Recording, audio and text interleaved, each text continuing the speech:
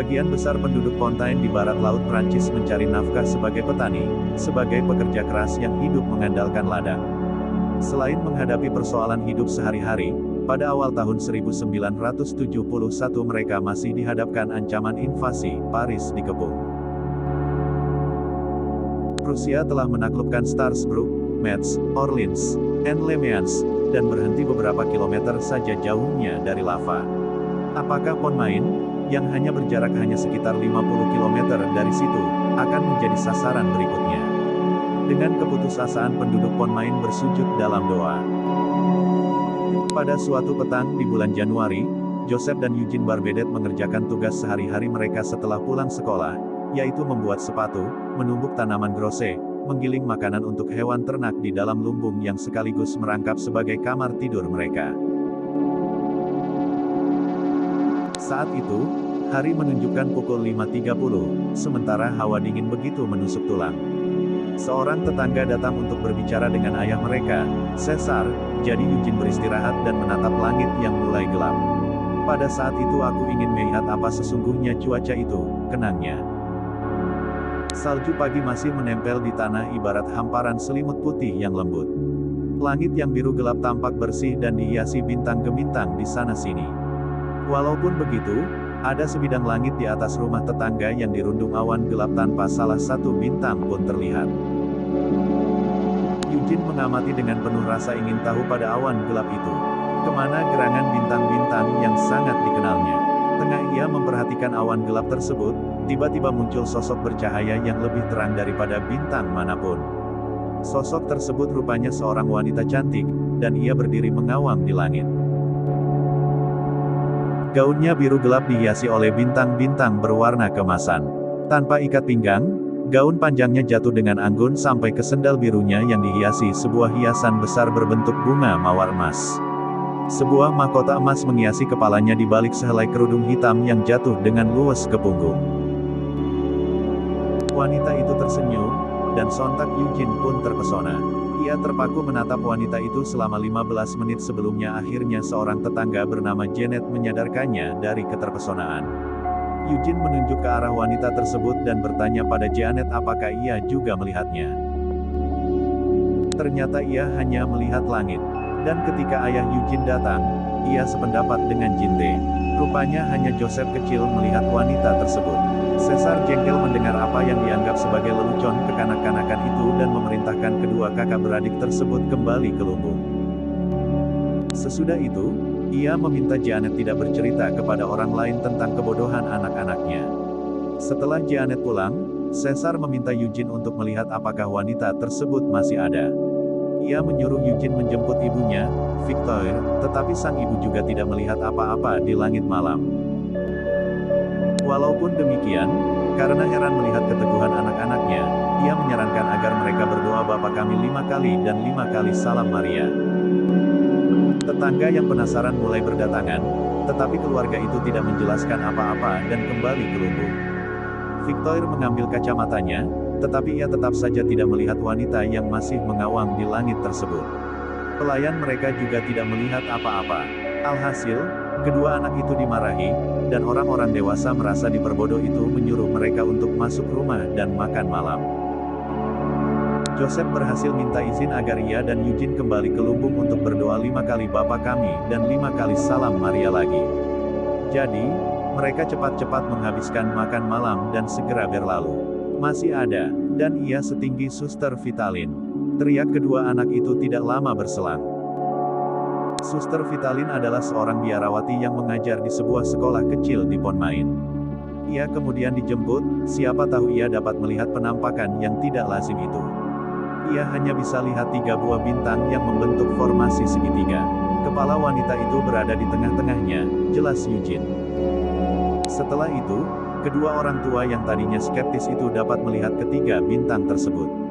Apakah hanya anak-anak yang dapat menyaksikannya? 3 murid asrama pun dijemput dari sekolah Pontmain, yakni Francois Richer yang berusia 11 tahun, Jeanne Marie Lebose 9 tahun, dan Augustin Mouton 13 tahun. Francois lah yang pertama melihat Bunda Maria dari ketiga anak itu.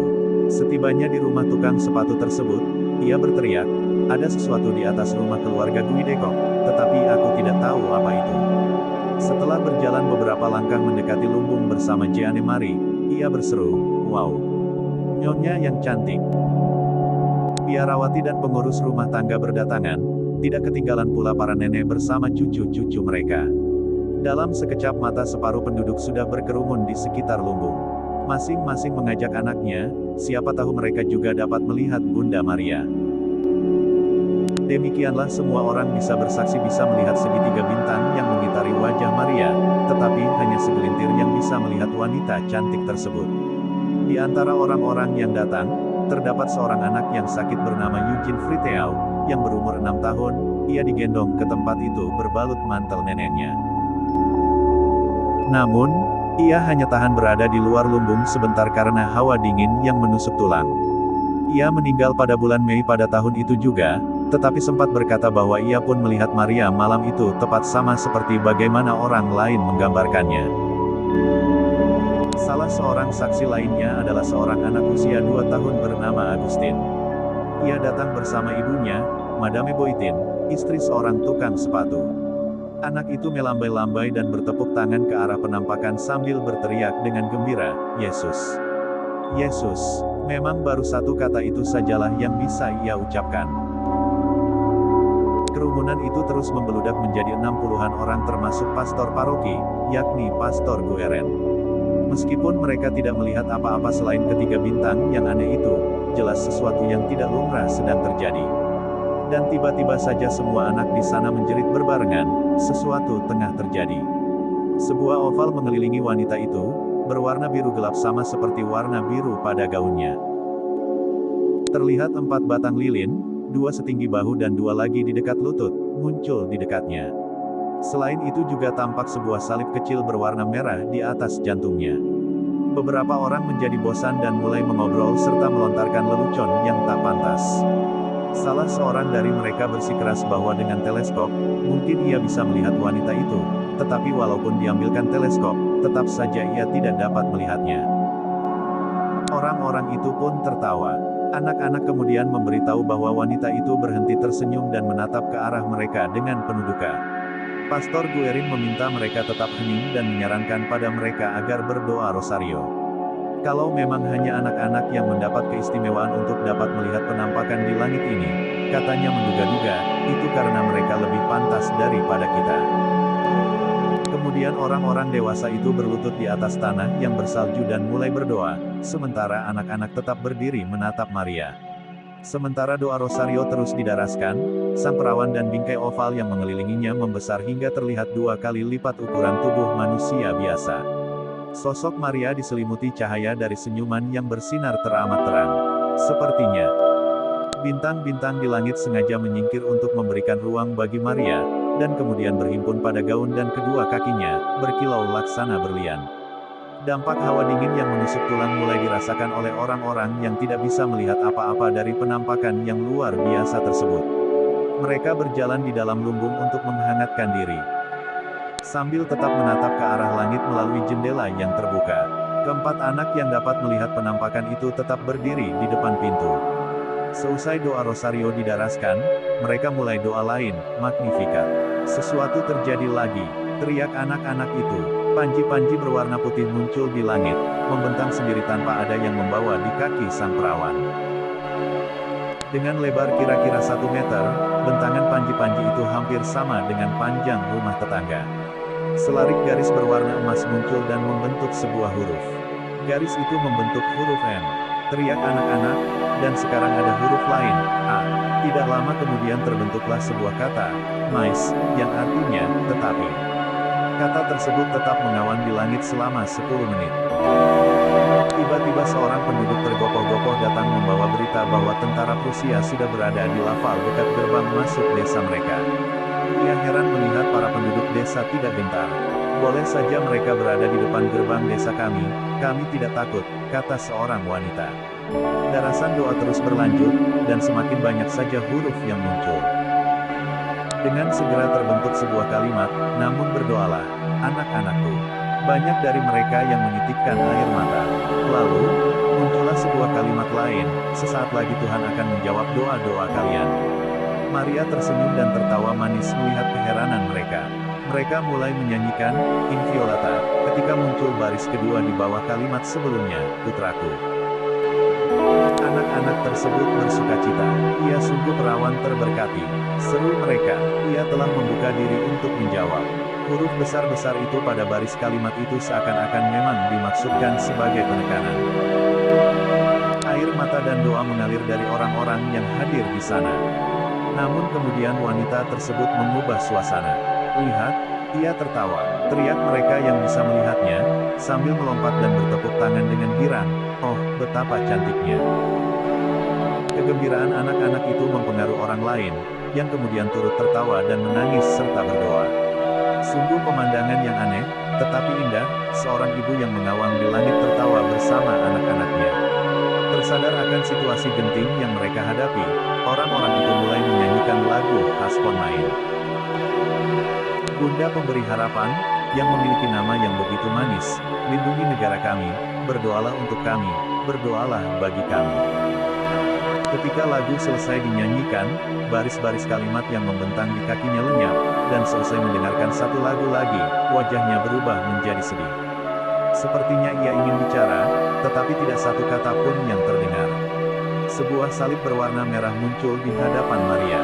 Sementara warna sosok Kristus pada salib tersebut bahkan lebih merah.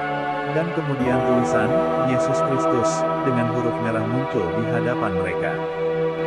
Mereka terus bernyanyi, dan Maria berdoa bersama mereka. Seumur hidupnya, Joseph tidak akan pernah dapat melupakan kesedihan yang tersirat di wajah Maria ketika memegang salib tersebut. Sebuah bintang muncul dan menyalakan 4 lilin yang mengelilingi Maria, dan kemudian mengawang di atas kepalanya. Orang-orang masih bermadah ketika salib mulai menghilang. Dengan kedua lengan terentang, Maria mengambil posisi sebagai bunda terberkati seperti terlihat pada gambar medali suci. Mengawang di atas kedua bahunya 2 buah salib putih kecil. Ketika orang-orang melanjutkan pendarasan doa malam serta mulai memeriksa batin, memasuki saat hening yang kontemplatif, anak-anak memperhatikan kain putih dekat kaki Maria mulai mengawang naik dan perlahan-lahan menghalangi pandangan mereka terhadapnya. Dan akhirnya, hanya pucuk-pucuk mahkota yang tersisa. Pucuk-pucuk mahkota tersebut masih terlihat mengawang di langit, dan dikelilingi bintang-bintang, 4 lilin, dan lingkaran biru, pada tempat di mana Maria tadi bersemayam. Setelah beberapa saat, semuanya lenyap. Apakah masih terlihat? Tanya Pastor Guerin. Tidak, Monsignor Lecure, jawab anak-anak itu, sudah tidak ada apa-apa lagi. Setelah 3 jam diiringi doa, penampakan tersebut berakhir sekitar pukul 21. Mereka pulang ke rumah masing-masing dalam damai. 11 hari kemudian, gencatan senjata ditandatangani dengan pihak Prusia. Perang usai sudah. Entah mengapa tentara Prusia tidak jadi menyerang Laval, dan meskipun sempat mencapai gerbang desa, mereka tidak pernah maju selangkah pun pasca malam penampakan. Seluruh prajurit Ponmain yang berjumlah 38 orang kembali ke rumah dengan selamat. Mengenai makna kalimat, namun berdoalah, anak-anakku. Sesaat lagi Tuhan akan menjawab doa-doa kalian. Putraku telah membuka diri untuk menjawab. Diperkirakan bahwa Bunda Maria sedang menghibur penduduk Ponmain, mengabarkan bahwa doa-doa mereka akan perdamaian bakal segera dijawab. Putranya, Yesus Kristus, telah membuka diri untuk mendengar dan menjawab jerit permohonan umatnya dengan penuh kasih. Paus Leo ke-13 menamakan sosok penampakan di Ponmain ini sebagai Bunda Doa. Maria tampak muncul bila mana doa sangat diperlukan, dan menanggapi doa-doa tersebut, ia mendorong umatnya agar memohon kepada Tuhan. Buah-buah dari doa itu sendiri terlihat sangat jelas di dalam kehidupan anak-anak yang dapat melihat penampakan tersebut. Joseph dan Eugene Barbedette menjadi imam. Mereka sangat rendah hati dan hanya akan berbicara mengenai penampakan itu apabila menyangkut tugas atau sebagai bentuk kepatuhan. Francois hidup bersahaja dan menjadi koster bagi Pastor Eugene Barbedette. Ia wafat pada tahun 1915, dengan dampingan 2 bersaudara Barbedette. Jeanne Marie Lebose bergabung dengan komunitas biarawati keluarga kudus di Bordeaux dan mengambil nama Suster Saint Andre. Ia juga dikenang atas kerendahan hati, welas asih, kebaikan hati, dan keahliannya sebagai seorang seniman. Setelah menderita lumpuh selama 10 tahun, ia meninggal dunia pada tahun 1933. Para peziarah berbondong-bondong mengunjungi lokasi penampakan Bunda Maria. Pada hari peringatan 1 tahun penampakan itu, sebanyak 8.000 orang mengunjungi Ponmain, sebagian besar dengan berjalan kaki atau naik kereta. Pada bulan September tahun 1973, tercatat sebanyak 40.000 orang peziarah telah datang. Setelah menghadiri misa di gereja paroki yang kecil, mereka berziarah ke lumbung untuk berdoa. Sebuah basilika besar kemudian dibangun di Ponmain. Penghormatan terhadap Bunda Maria terus tersebar luas ke seluruh dunia.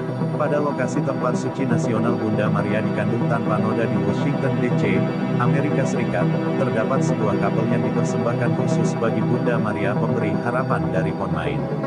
Kapel tersebut dibangun dengan bantuan komedian Bob Hope dan istrinya, Dolores. Ribuan orang masih mengunjungi Ponmain setiap tahunnya, tergerak oleh belas kasih sang wanita cantik di langit yang memimpin anak-anaknya untuk berdoa lebih dari 135 tahun yang lampau.